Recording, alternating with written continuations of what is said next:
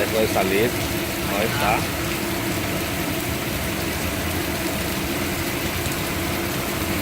No, que el metro ya no pasaba pasando las 12, ¿no?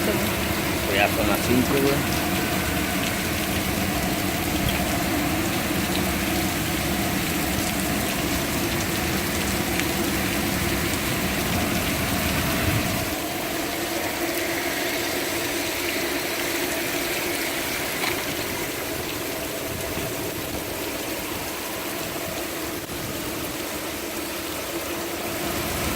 La Berta María.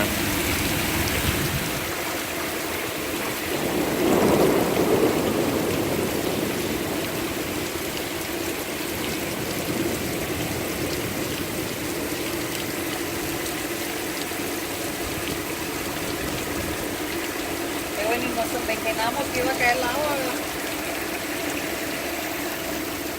Robin sabía el culero, por eso dijo, no, yo me voy temprano.